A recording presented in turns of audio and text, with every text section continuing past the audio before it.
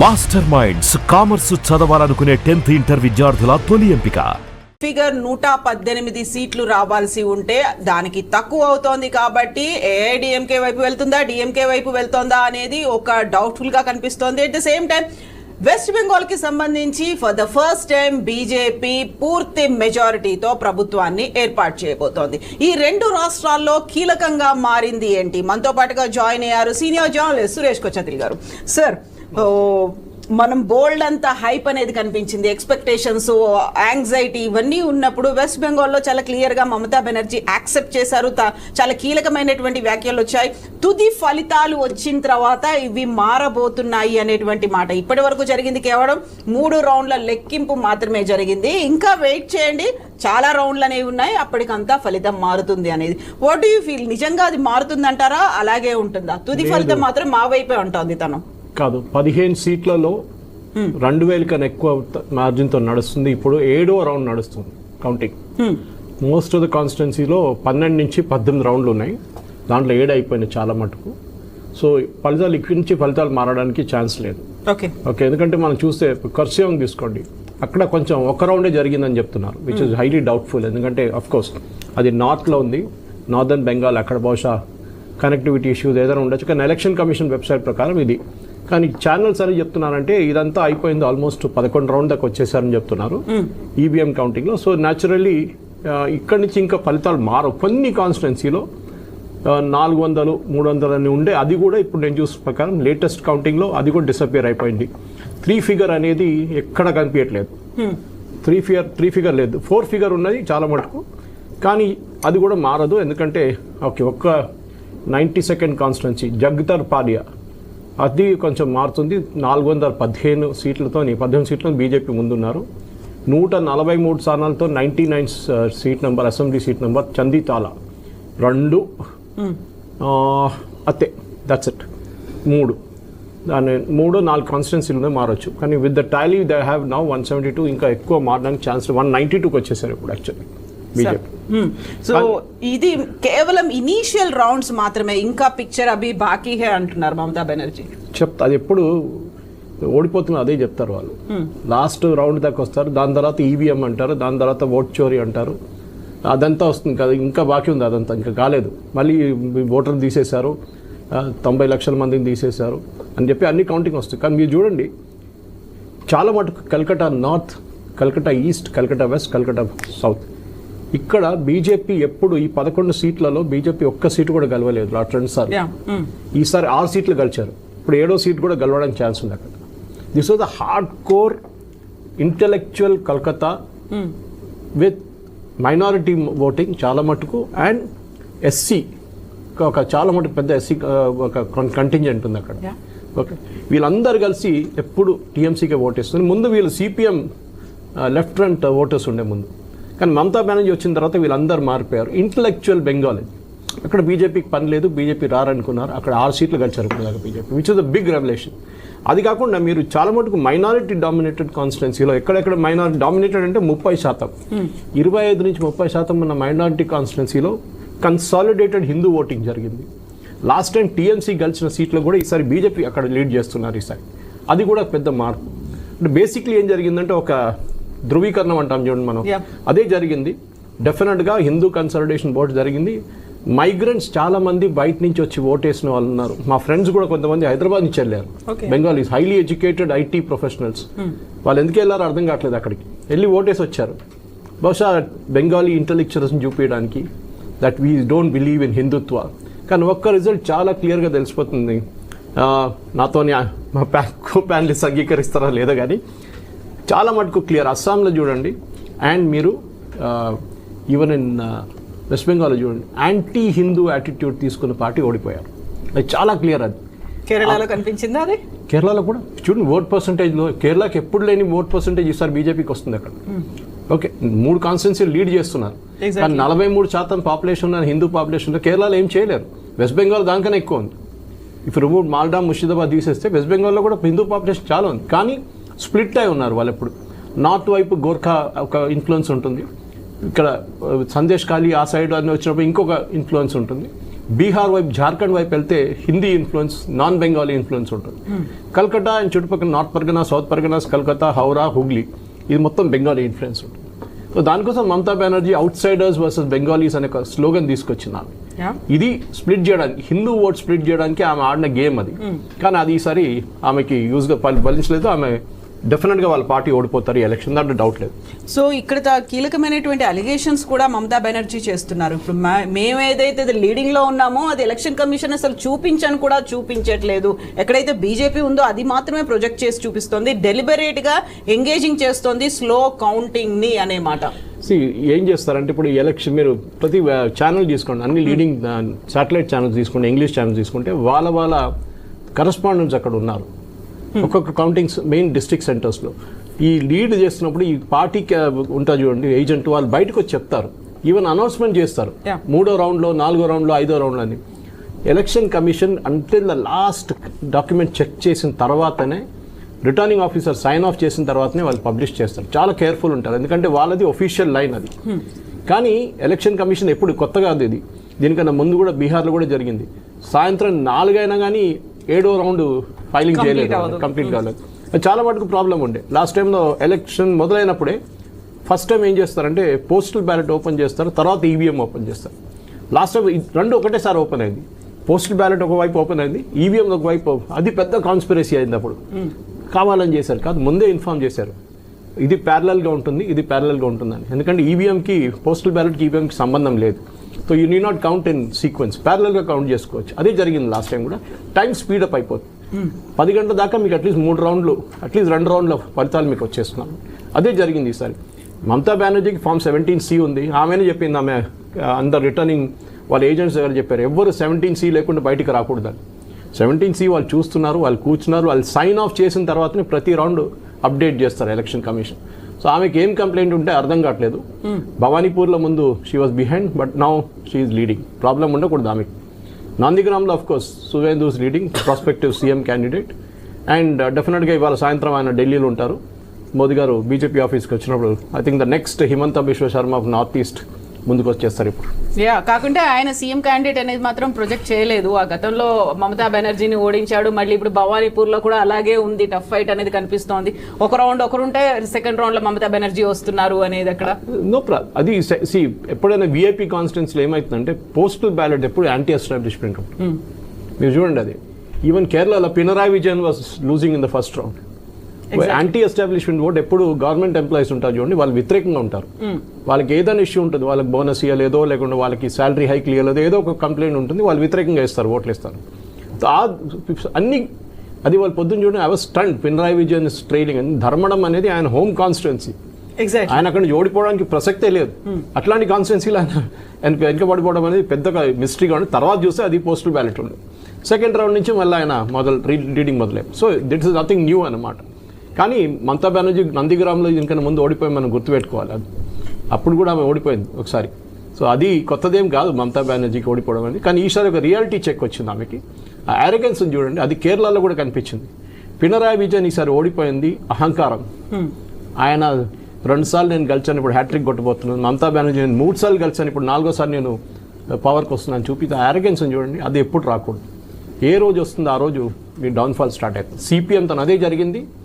జ్యోతిబాసు గారు of course retire అయ్యారు, కానీ బుద్ధదేవ్ భట్టాచారి వాళ్ళు అదే కంటిన్యూ అయ్యారు ఫిలాసఫీ. దాంతో అక్కడ కూడా పోయారు. సో ఆదిత్య కృష్ణ గారు, వెస్ట్ బెంగాల్లో ఇప్పటిదాకా మనం బీజేపీయే ట్రిపుల్ డిజిట్కి వచ్చింది అనుకుంటే ఇప్పుడు టీఎంసీ కూడా 102 దగ్గరికి వచ్చింది. అంటే దట్ ఈస్ ఆల్సో లీడింగ్ బాగానే కనిపిస్తోంది అన్నట్టుగా. నిజంగా మమతా బెనర్జీ చెప్పినట్టుగా ఇది కేవలం ఇనీషియల్ రౌండ్స్ మాత్రమే, చూడండి ఇంకా మేము రాబోతున్నాము, వెయిట్ టిల్ ఎండ్ అనేటువంటి మాట. ఈ నెంబర్స్ మారుతాయంటారా? అంటే ఐ థింక్ ఈ పాయింట్లో అన్లైక్లీ అంటే, కానీ మనకి వెస్ట్ బెంగాల్ గురించి తెలిసిందే. దట్ ఏమంటారంటే జనరల్గా వాళ్ళకి around 85 to 90 seats almost completely Muslim dominated సీట్సే ఉంటాయి. దాంట్లో ఇంతకు ముందు ఎలక్షన్స్ కూడా దాంట్లో 75 సీట్లు అవి కంప్లీట్గా టీఎంసీకే వెళ్ళాయి. So in away BJP start చేసినటువంటి దాని ఖాతాలో కూడా ఒక 75 to 85 మైనస్ చేసుకొని వాళ్ళు కౌంట్ చేసుకోవాలి. సో దానిపైన ఎంత వస్తుంది అనేది చూడాలి. బట్ ఇప్పుడు ఎలక్షన్స్ ఇప్పుడు పోలింగ్ కౌంటింగ్ టైంలో ఆమె ఎంత కాన్ఫిడెన్స్ చూపించినా దీని ముందర చాలా మటుకు ల్యాక్ ఆఫ్ కాన్ఫిడెన్స్ అనేది ఆల్రెడీ మల్టిపుల్ టైమ్స్ కనబడుతూనే ఉంది. అది మమతా బెనర్జీలో కనబడింది, తర్వాత ఆమెకి ప్రోగుండే రకరకాల పార్టీ మెంబర్స్ లో కనబడింది. కొంతమంది సిఏపిఎఫ్ ఫోర్సెస్ కూడా ఉన్నారు, వాళ్ళు వచ్చి ఐడి కార్డులు చూడటం ఏంటి, ఐడి కార్డులు చూసి ఓటింగ్ చేస్తున్నారు ఏంటి, అట్లా అన్న వాళ్ళు ఉన్నారు. ప్లస్ సౌత్ పరగనాస్లో మనం చూసాం జహాంగీర్ ఖాన్తో ఆ ఇష్యూస్ జరుగుతుంది, అభిషేక్ బెనర్జీ ఆయన కూడా. సో ఎసెన్షియలీ వాళ్ళకి అట్ సైకాలజికల్ లెవెల్ చెప్పాలంటే చాలా మటుకు డెంట్ అయ్యి ఉన్నారు. సో ఇది వాళ్ళు కూడా ప్రెడిక్ట్ చేస్తున్నారు. కానీ ఎప్పుడైనా అంతే, ఇప్పుడు ఎప్పుడైనా ఎలక్షన్స్ టైంలో when the counting is going on ఎవరైనా కొంచెం బ్రవాడో చూపించుకునే ప్రయత్నాలు ఉంటారు. గెలిచే వాళ్ళు జనరల్ కొంచెం సైలెంట్గా ఉంటారు, ఓడేటటువంటి వాళ్ళు కొంచెం బ్రవాడో అనేది చూపించుకుంటుంటారు. సో దానివల్ల ఐ డోంట్ థింక్ నంబర్స్ ఇంకా సిగ్నిఫికెంట్ మార్పు అయితే రాదు. ఈసారి డిసైసివ్ మ్యాండేట్ అయితే డెఫినెట్గా అయిపోయింది. ఇది not just in west Bengal, across all the elections A states జరిగినా కూడా డిసైసివ్ గా జనాలు కావాలి అంటే అస్సాంలో బీజేపీ కావాల్సిందే, తమిళనాడులో మాకు ఎట్టి పరిస్థితులు డిఎంకే వద్దు, అట్లాగే వెస్ట్ బెంగాల్ ఎట్టి పరిస్థితుల్లో టీఎంసీ వద్దు, పుదుచ్చేరిలో డెఫినెట్ గా మళ్ళీ ఇండియాని రిటర్న్ అవ్వాలి. ఇది చాలా క్లియర్ కట్ గా ఉంది. So of course I don't think ఇప్పుడు పొలిటీషియన్స్ చెప్పేదానికంటే కూడా ఈసీఐ డేటా మీద వీటి మీద ఆధారపడితే మనం దాంట్లో the picture is now very clear that BJP is definitely form the government, అస్సామే కాకుండా West Bengal. So Bangladesh infiltrators కూడా ఈసారి డబల్ వ్యామీ. ఇంతకు ముందర అస్సాం వాళ్ళకి బ్లాక్ అయిపోయినా కూడా కొంచెం నీట్గా వెస్ట్ బెంగాల్ నుంచి దూరే ప్రయత్నాలు జరుగుతూనే ఉన్నాయి. ఇప్పుడు డెఫినెట్గా అటువైపు కూడా, సో మనకి ఈస్టర్న్ బార్డర్ అనేది కొంచెం అక్కడ డైనమిక్స్ డెఫినెట్గా మారబోతుంది మనకి ఇప్పుడు. సో సాయిశేఖర్ గారు, తమిళనాడుకు సంబంధించి ఆ క్లారిటీ అనేది వచ్చినట్టుంది. మ్యాజిక్ ఫిగర్ 118కి 10-12 స్థానాలు ఇంకా తక్కువగానే అవుతున్నాయి టీవీకేకి. ఆబ్వియస్ గా వెళ్ళాలి అని అన్అవాయిడబుల్ సిచ్యువేషన్ అనేది అక్కడ వచ్చింది, హంగ్ మాత్రమే ఏర్పడుతుంది. అంటే ఇది ఏ వైపు, ఏ పార్టీ వైపు, ఏ కూటమి వైపు ఇంక్లైన్డ్ గా ఉండొచ్చు? రెండు పాసిబిలిటీస్, మూడు possibilities. One nation, one election, one prime minister, one voting machine, one vote. ఈ స్లోగన్ ప్రాసెస్ లో దే మైట్ ముందు సపోర్ట్ ఇచ్చినట్టుగా ఇచ్చి తర్వాత they will gobble up that party. పార్టీని గాబుల్ అప్ చేస్తారో లేక మొత్తానికి విజయ్ చేత జై కొట్టించేసుకొని విజయ్నే బీజేపీ చీఫ్ మినిస్టర్ అంటారో, మొత్తానికి అదొక మేజర్ పాసిబిలిటీ. సో దట్ ఒక మేజర్ స్టేట్ సౌత్ లో మేము we could make inroads అనేది చెప్పుకోవడానికి అవకాశం ఉంటుంది. టోటల్గా అన్నా డిఎంకే అలయన్స్ గెలిచింది 72 సీట్లు అయితే దాంట్లో బీజేపీ ఎన్ని సీట్లు గెలిచిందో నాకు ఐడియా లేదు కరెక్ట్ గాను. లాస్ట్ టైం కదా, ఇప్పుడు బీజేపీ ఈసారి 5 సీట్లు, 27 స్థానాల్లో 5 సీట్లు ఉన్న వాళ్ళు గాబులప్ చేయకపోవచ్చు, కానీ వాటి మేబీ అదొక పాసిబిలిటీ. కాంగ్రెస్ పార్టీ 5 సీట్లు గెలుస్తోంది డిఎంకే అలయన్స్ లో. అట్లానే పట్టాలి మక్కల్ కచ్చి వాళ్ళు ఒక బీజేపీ 1 యాక్చువల్లీ ఒక సీటే. పట్టాలి మక్కల్ కచ్చి 5 సీట్స్ ఉన్నాయి అంటున్నారు సురేష్ గారు. సో కాంగ్రెస్ అండ్ పట్టాలి మక్కల్ కచ్చి బయటికి వచ్చి టీవీకేని సపోర్ట్ చేస్తే 114 అవుతే ఇంకొకటి 2-3 లాక్కుంటే గవర్నమెంట్ ఫామ్ అయిపోతుంది. కమ్యూనిస్ట్ అట్లాగా ఉన్నారు. సో ఇండి కూటమికి కూడా అవకాశం ఉన్నది. Congress acts very fast and intelligently. Because ఇందాక నేను TV9లో అనాలిసిస్ చేయడానికి వెళ్ళినప్పుడు ఒక ఎంపీ గారు చెప్పారు, Congress leaders in Tamil Nadu wanted to go with TVK, they did not want to align with DMK. అయితే కేంద్రంలో ఉన్న అధిష్టాన వర్గం, కాంగ్రెస్కి ఇది ఒక సమస్య ఉంటుంది కదా, ఎంతసేపు అధిష్టాన వర్గం will decide things. So they decided to go with DMK. లేకపోతే Congress would have made major gains in Tamil Nadu in alliance with TVK. వాళ్ళ అవకాశాన్ని కోల్పోయారు. బట్ ఇప్పుడైనా బెటర్ లేట్ దెన్ నెవర్ అనుకోండి, if they align with the Congress and using their intelligence, if they can lure this communist party and also Pattali Makkal Katchi and few others, then they will be able to pull it through. And డిఎంకేలో ఒక split organise చేయడానికి కూడా it's not very difficult now, because the DMK's chips are completely down. అదొక possibility. Second possibility, as I said, BJP ఒక్క seat గెలిచినా 6 seat గెలిచినా ఒకటి కూడా గెలవకపోయినా AIADMK మద్దతు ఇస్తామని చెప్పి ఎన్డీఏ గవర్నమెంట్ అని పెట్టండి, ఏఐఏడిఎంకేని కూడా మంత్రివర్గంలోకి తీసుకోండి అని చెప్పవచ్చు.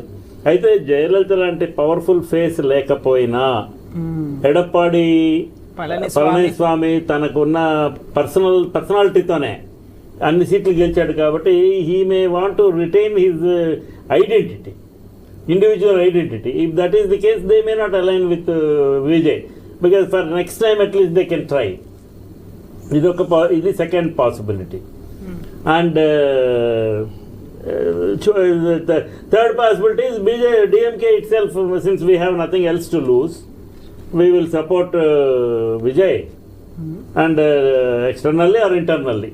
Government unconditionally we will support Vijay, because we don't want NDA to form the government అని చెప్పడం అనేది ఒక థర్డ్ పాసిబిలిటీ.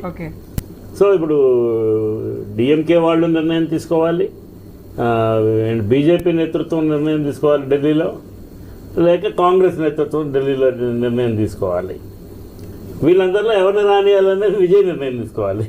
బట్ నమ్మాలి అనేది కూడా ఇక్కడ విజయ్ చీఫ్ మినిస్టర్ అయినా అది ఎన్ని రోజులు కొనసాగుతుంది with this lame duck numbers? That is a problem for Vijay in Tamil Nadu. So చూడాలి హౌ థింగ్స్ ప్యాన్ అవుట్ అని. సాయంకాలానికి అన్ని రౌండ్లు అయిన తర్వాత సురేష్ గారు మీరు చెప్పాలి, ఎట్లా ఉన్నది, how is the Tamil Nadu trend according to the statistics that you are poring over? Tamil Nadu చూడాలంటే మనం చాలా మటుకు ఇప్పుడున్న లేటెస్ట్ రౌండ్స్ ప్రకారం 6వ రౌండ్ నడుస్తుంది అక్కడ కౌంటింగ్. ఇంకెన్ని రౌండ్లు ఉన్నాయి? ఇంకా ఆల్మోస్ట్ ఒకదాని అంటే డిఫరెంట్ కాన్స్టిట్యున్సీ. ఆలందూరు తీసుకుందాం మనం. ఆలందూరు తీసుకుంటే అక్కడ ఇప్పుడు 7 రౌండ్లు అయినాయి అన్నమాట. 31 రౌండ్లు ఉన్నాయి అక్కడ. సో 31 రౌండ్లో లేట్ ఈవినింగ్ అవుతుంది. TVK is reading by 9,600 votes. Right. So అది మారొచ్చు. ఓకే, డెఫినెట్ గా మారొచ్చు. ఎందుకంటే ఏఐడిఎంకేకి 11,000 votes, డిఎంకేకి 19,000 votes. సో ఇద్దరు కలుపుకుంటే విజయ్ వాళ్ళని ఓడించవచ్చు, విజయ్ వాళ్ళ పార్టీని ఈజీగా. కానీ వాళ్ళు ఎప్పుడు కలవరు కదా, అది స్ప్లిట్ అయిపోయింది ఓట్ అక్కడ అనమాట. సో అట్లా చాలా కాన్స్టిట్యూన్సీ ఉన్నాయి, ఇంకా ఓటింగ్ నడుస్తుంది. సో కౌంటింగ్ పూర్తయ్యేటప్పటికి maybe Vijay will get his numbers on his own. వస్తే కనుక ఆయనకి వీళ్ళ వర్తన అవసరం ఉండదు. ప్రస్తుతం ఉన్న అంచనాల ప్రకారం ఇది పరిస్థితి. ఇలాగే ఉండాలని కాంగ్రెస్ కోరుకుంటుంది, బీజేపీ కోరుకుంటుంది. ఇంకా ఆలంగుడిలో కూడా 5వ రౌండ్ జరిగింది ఇప్పుడు దాకా. వేరాస్ ఇన్ ఆలంబుంగం ఇట్ ఇస్ 10 rounds అనమాట. 10 roundsలో వీళ్ళు 25,500 votes వెంటబడినారు వీళ్ళు. That is kind of very good numbers actually, surprisingly good numbers. ఎందుకంటే డిఎంకేకి 26,000, వీళ్ళకి 26,000, దాని తర్వాత వాళ్ళకి 25,000, అంటే almost 75,000 between these 3 parties. It is actually proper triangular contest in Tamil Nadu, proper triangular contest. minus that 91 lakh votes that were removed. Actually, normal is Rajasekhar గారు నామ్ తమిళ కచ్చి అని ఎన్టీకే వాళ్ళు కూడా పోటీ చేశారు ఈసారి, సపరేట్ గా పోటీ చేశారు. వితౌట్ వాళ్ళకు 11,000 votes వచ్చినాయి ఒక కాన్స్టిట్యున్సీలో. అంటే they also have really taken anti establishment vote వాళ్ళు కూడా తీసుకెళ్లిపోయారు కొంచెం చాలా మటుకు డిఎంకే. ఎవరు గెలిచినా ఎవరు ఓడినా ఫైనల్ గా ఎవరికి రిటర్నింగ్ ఆఫ్ సర్టిఫికేట్ ఇచ్చినా ఖచ్చితంగా అట్లీస్ట్ ఈ ఎలక్షన్ తర్వాత ప్రభుత్వంలో ఉన్న బీజేపీ మీద ఒక బాధ్యత ఉంటుంది. ఏంటంటే తప్పకుండా they have to clear these bodies of the doubts being raised by the people. Election commission role మీద అందరికీ అన్ని వర్గాల్లో సందేహాలు ఉన్నాయి. ఆల్రెడీ మమతా బెనర్జీ అంటున్నారు. ఇప్పుడు ఆంధ్రప్రదేశ్లో జరిగిన ఎలక్షన్ మీద బోలెడన్ని సందేహాలు ఉన్నాయి, నివృత్తి చేయలేకపోతున్నారు ఎలక్షన్ కమిషన్. వాడు చేయడానికి ప్రయత్నం చేయడం లేదు. అండ్ నేను చెప్పిందే రూల్ అని ఒక డండా వాడి దే ఆర్ బుల్డోజింగ్ అని. Instead they can, if they are right, clarify it. No, అందరికీ అర్థమయ్యేటట్టుగా దాన్ని చెప్పేగో this is how it happened and our hands are, there is no mud on our hands, our hands are clean అని చూపించుకుంటే at least election commission ని ప్రభుత్వం ఒత్తిడి చేయాలి. చేసి మీరు క్లియర్ చేసుకోండి బాబు, నెక్స్ట్ టైం ఎలక్షన్ కైనా మీ మీద డౌట్ ఉండకుండా ఉండాలి అని చెప్పి చేసుకోవాలి. 15 ఏళ్ళు పనిచేసింది కాబట్టి ఆవిడ మీద యాంటీ ఇన్కంబెన్సీ ఉన్నది. అయితే ఖచ్చితంగా నరేంద్ర మోడీ మీద కూడా యాంటీ ఇన్కంబెన్సీ ఉండాలి. అందుకే 240 సీట్లు వచ్చినాయి. సో నెక్స్ట్ టైం కి తెలుస్తుందేమో కదా. తెలియదు. With this kind of consolidation and with this kind of SIR and all, they want ఒక్కడు ఎవడన్నా ఓటేసేస్తే నరేంద్ర మోడీ ప్రైమ్ మినిస్టర్ అయిపోతాడు. అవుట్ ఆఫ్ 140 crore పీపుల్ ఒక ఓటు సరిపోతుంది ఆయన ప్రైమ్ మినిస్టర్ అవ్వడానికి. సో అలాంటి పరిస్థితి ఉండకూడదు. We brag that we are the largest democracy in the world, and what kind of a democracy are we in? అనే డౌట్ రాకూడదు. దానికి election commission should be really independent. So Aditya Krishna గారు, నిజంగా యాంటీ ఇన్కంబెన్సీ అనేది కనిపిస్తుందంటారా? ఉంటుందా ఇప్పుడు? ఎందుకంటే కేరళ చూసుకున్నా, తమిళనాడు చూసుకున్నా, వెస్ట్ బెంగాల్ చూసుకున్నా అది క్లియర్గా కనిపిస్తుంది అనుకున్నప్పుడు, దెన్ వాట్ అబౌట్ అస్సాంలో కనిపించలేదు, పుదుచ్చేరిలో కనిపించలేదు? అంటే ఇంతకు ముందర మనం చూస్తే గ్లోబల్గా కూడా, మనం ఇంతకు ముందర పార్లమెంట్ ఎలక్షన్స్ అప్పుడు చూస్తే ఇక్కడ మనకుండే ఎన్డీఏకి తప్పితే ప్రపంచవ్యాప్తంగా కొంచెం యాంటీ ఇన్కంబెన్సీ గానీ వెళ్ళింది. జో బైడెన్ కూడా అక్కడ ట్రంప్గా మారాడు, తర్వాత యూరోప్ కూడా రకరకాల ప్రభుత్వాలు మారుతున్నాయి. అట్లాగే ఇక్కడ జరిగినటువంటి ఎలక్షన్స్ కూడా మనం చాలా సిరీస్ ఆఫ్ చేంజెస్ చూసాం. రాజస్థాన్ గవర్నమెంట్ కూడా మారింది. సో అట్లా series of things have been happening. So అప్పుడు కూడా ఎందుకో ఎన్డీఏ కొంచెం యాంటీ ఇన్కంబెన్సీకి ఇమ్యూన్గా ఉంది. ఈసారి కూడా ఇమ్యూన్గా ఉంది. ఈసారి మనం ఎన్డీఏ మేజర్గా అస్సాము, పుదుచ్చేరి ఈ రెండింటిలో ఇమ్యూన్గా ఉంది. ఇన్ఫాక్ట్ అక్కడ కూడా చాలా కంప్లీట్ నీట్ సింపుల్ కాదు, క్లియర్ మెజారిటీతో వచ్చింది. సో వాళ్ళు ఫర్ సమ్ రీజన్ కొంచెం వాళ్ళు ప్రొటెక్టెడ్గా ఉన్నారు. దానికి డెఫినెట్గా ఇప్పుడు జరిగేటటువంటి ఎలక్షన్స్లో పుదుచ్చేరి సరే బై అండ్ లార్జ్ అక్కడ ఎన్ రంగస్వామి ఆయన మీద దిస్ అ గుడ్ ఒపీనియన్, ఆయన మీద ఏమీ ఎక్కువ డర్ట్ అనేది ఎక్కువ లేదు. అస్సాం అనేది హిమంత బిశ్వ శర్మ గారు వచ్చిన తర్వాత నుంచి అక్కడ బాగా ఇన్ టర్మ్స్ ఆఫ్ బీజేపీ కూడా the branding for the party has increased. So అక్కడ కూడా బీజేపీ చూస్తే 2016 నుంచి ఉన్నారు. సర్బానంద్ సోనోవాల్ గారు ఉన్నారు. దాని తర్వాత ఆయన 2021లో ఈయన వచ్చారు. సో అప్పటి నుంచే ఈయన చిన్నగా ఈయన ఒక ఫైర్ బ్రాండ్ పర్సన్ లాగానే భావించారు అండ్ ఇన్ఫాక్ట్ డెలివర్ చేస్తున్నారు. ఇన్ఫాక్ట్ మీరు అస్సాంలో మీరు చూస్తే అక్కడ లోకల్ ఇష్యూస్ చూసినా కూడా, ఇప్పుడు బోడోల్యాండ్ రిలేటెడ్ చూసినా ఏం చూసినా కూడా ఒక మేజర్ కంప్లైంట్ రీసోర్సెస్ మీద ఉంటుంది, ఇంకో కంప్లైంట్ ఇన్ఫిల్ట్రేటర్స్ మీద ఉంటుంది. దట్ మా ఆపర్చునిటీస్ తీసుకుంటున్నారు, మా రీసోర్సెస్ తీసుకుంటున్నారు. అది హిమంత బిశ్వ శర్మ కూడా బాగా స్ట్రాంగ్గా అది అడ్డుకున్నారు. రైట్. సో దానివల్ల డెఫినెట్గా అక్కడ ఇట్ ఇస్ ఎక్స్పెక్టెడ్ దట్ దానికి సపోర్ట్ అనేది ఉంటుంది. ముందర నుంచే ఇది అందరూ అనుకున్నటువంటి విషయమే. యాంటీ ఇన్కంబెన్సీ మనకి క్లియర్ కనబడేది మనకి తమిళనాడులో కనబడుతుంది అండ్ క్లియర్గా మనకి కేరళలో కనబడుతున్నది. At the same time west Bengal కూడా కనబడుతుంది. West Bengal it is already long due, 3 terms ఆమెకు ఆల్రెడీ వచ్చింది. Right. So it was long due anyway. దానిపైన బంగ్లాదేశ్లో జరిగేవన్నీ కూడా బాగా ఇంపాక్ట్ అయింది. అక్కడ హిందూస్ మీద జరిగే మెసాకర్స్ అయినా, లేకపోతే అక్కడ ఉండే లోకల్ దళిత్స్ మీద జరిగే అట్రాసిటీస్ అయినా, ఇవంతా అక్రాస్ ద బార్డర్ కూడా ఇంపాక్ట్ అనేది డెఫినెట్గా ఉంటుంది. ఒకటి డిఎంకే విషయంలో ఐ థింక్ మనం ఏమనుకుంటామంటే ఇట్ ఇస్ బిట్వీన్ టీవీకే రావటం వల్ల డెంట్ అయిందా అంటే అట్లా లేదు. చూస్తుంటే యాక్చువల్గా యాంటీ డిఎంకేగా ఓట్స్ వెళ్ళాయి. ఇప్పుడు సురేష్ గారు కూడా అన్నట్టు it is not just TVK or ADMK. అక్కడ ఎవరెవరు డిఎంకేకి వ్యతిరేకంగా ఉన్నారో అందరికీ ఓట్స్ వచ్చాయి. డిఎంకే ఒక్కదానికి భయంకరంగా తగ్గింది. వాళ్ళు కూడా డెవలప్మెంట్ కంటే కూడా ఎక్కువ రెటారిక్ మీద వెళ్ళిపోయి, ఎక్కువ కమ్యూనిటీని టార్గెట్ చేసి హిందూస్ మీద ఏదో ఒకటి అనడము, అవన్నీ కూడా ఎప్పుడప్పుడు కర్మ అనేది ఇట్ విల్ క్యాచప్. సో ఫైనల్గా ఇప్పుడు వాళ్ళకి క్యాచప్ అనేది అవుతుంది. అండ్ ఐ థింక్ కేరళ కూడా ఇట్ వాస్ లాంగ్ డ్యూ. అక్కడ కామ్యూనిస్ట్ నుంచి ఇప్పుడు anyway Congress will come in. So దీంతో కామ్యూనిస్ట్ కూడా the final bastion of communist in India అనేది ఇట్స్ బీన్ రిమూవ్డ్. సో దీనివల్ల ఇప్పుడు ఎండ్ ఆఫ్ ద డే ఇప్పుడు ఒక ట్వీట్లో చూశాను, ఎసెన్షియల్లీ ఇప్పుడు కామ్యూనిస్ట్కి ఇంకా కంట్రోల్లో ఉంటే రెండిట్లో ఉంది. ఒకటి జేఎన్యూలో ఉంది, రెండోది మీడియాలో ఉంది. ఈ రెండు కాకుండా సో ఈ రెండింటి విషయాల్లో ఉంది. ఆ రెండు కూడా చిన్నగా మార్పు చేయాలంటూ ఎవరో ఒక ట్వీట్ రాస్తే చూశాను. అది వాళ్ళని మ్యూజియం లో పెట్టాల్సిన టైం వచ్చేసి కమ్యూనిస్ట్ పార్టీ అంటే ఇట్లా ఉండే అని చెప్పేసి.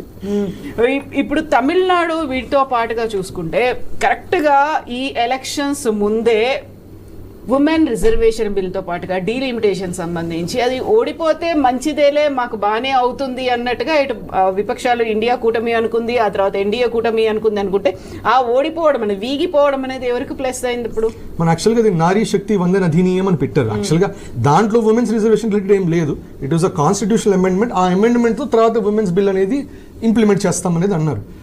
అఫ్ కోర్స్ అది anyway it did not pass through. అప్పట్లో చాలా మంది ఏమనుకున్నారంటే అది వెస్ట్ బెంగాల్లో హెల్ప్ అవుతుంది, ఎందుకంటే టీఎంసీ దానికి ప్రోగా సపోర్ట్ చేయాలని బీజేపీ అట్లా బ్రాండింగ్ చేసింది. విమెన్కి వాళ్ళు సపోర్ట్ చేయలేదు చూడు టీఎంసీ అని. తమిళనాడులో వచ్చేసరికి మేము ఒక బీజేపీ వాళ్ళ ఎజెండాని డిఫీట్ చేసామని అట్లా వాళ్ళు బ్రాండింగ్ చూపించుకున్నారు. నార్త్ ఇండియన్స్ చేసేటటువంటి ఎజెండాని బీట్ చేసాం. కానీ the amount of anti incumbency వాళ్ళ మీద, the amount of corruption, amount of disillusionment, ఇవన్నీ కూడా చూస్తే డిఎంకే గట్టిగా కొట్టింది. సో వాళ్ళకి victory over the central government అన్నట్టు అది ఎస్టాబ్లిష్ అయినట్టు డెఫినెట్గా లేదు. ఇంకోటి యంగ్ ఓటర్స్ కూడా చాలా మటుకు విసిగిపోయారు. యంగ్ ఓటర్స్కి they want development, they want jobs. And ఒకటి భారత వ్యాప్తంగా ఒకటి ఉండేది ఏంటంటే పర్సనాలిటీ సెంట్రిక్ పాలిటిక్స్ ఉంటుంది మనకి. ఎవరైనా కూడా పర్సనాలిటీ ఒక లీడింగ్ ఫిగర్ ఉంటే వాళ్ళకి ఓట్లు వేసేది ఉంటుంది. జనరల్గా బీజేపీ అది చేయదు. బీజేపీ ఎక్కువ ఆర్గనైజేషన్కి వెళ్తుంది. ఇంతకు ముందర చూసినప్పుడు మనం ఇప్పుడు భజన్ లాల్ శర్మ గారు రాజస్థాన్ సీఎం అయిన, మోహన్ యాదవ్ గారు అని, ఇవన్నీ ముందు తెలిసిన పేర్లు కాదు. సో బీజేపీ అట్లా వెళ్ళినా కూడా రీజనల్ పార్టీస్ ఒక సెంట్రల్ ఫిగర్ ఒకరిని పెడుతుంది. ఈసారి అది టీవీకేలో విజయ్ అనేది ఆ సెంట్రల్ ఫిగర్ అయ్యేసరికి, ఆయన మూవీ సక్సెస్ అయ్యేసరికి సో చాలా మటుకు యంగ్ ఓట్స్ ఆయన వైపు స్వీప్ అయింది. అట్లాగే తెలిసిందే మనకి Tamil Nadu has a very strong Christian population, very strong SC population. వాళ్ళందరూ కూడా బాగా స్వే అయ్యి టీవీకే వైపు వేయటం అనేది జరిగింది. సో సురేష్ గారు, ఒక ఇంట్రెస్టింగ్ గా అనాలిసిస్లు అనేది వినిపిస్తున్నాయి. ఆల్రెడీ అక్కడ విజయ్ 2 స్థానాల్లో పోటీ చేస్తే 2 స్థానాల్లో గెలుస్తున్నారు. ఏది రిటైన్ చేసుకుంటారు, ఏది వదిలేస్తారు? వదిలేసిన స్థానాల్లోంచి ఎవరు పోటీ పడతారు? అక్కడ విజయ్ తండ్రి పోటీ పడతారా, లేకుంటే సరికొత్త ఎంట్రీ త్రిష పోటీ పడుతుందా అనేది. సో అంత దూరం ఆలోచిస్తున్నారు అంటే మనం ఈ సిచ్యువేషన్ ఎట్లా చూడొచ్చు అసలు? మోస్ట్లీ ట్రిచి గివ్ అప్ చేస్తారు. ఎందుకంటే పెరంబూర్ అనేది ఈసారి చాలా మటుకు తమిళనాడులో బీజేపీ అర్బన్ కాన్స్టిట్యున్సీ పార్టీ కాదు. మిగతా మీ అన్ని స్టేట్స్లో చూడండి, ఇంక్లూడింగ్ తెలంగాణ, బీజేపీకి అర్బన్ కాన్స్టిట్యున్సీలో చాలా స్ట్రాంగ్ ఉంటారు వాళ్ళు. సికింద్రాబాద్ ఎప్పటి నుంచో గెలుచుకుంటూ వస్తున్నారు దత్తాత్రేయ గారి టైం నుంచి. నడిమిట్లో మానేమా ఒకసారి కలిసారు.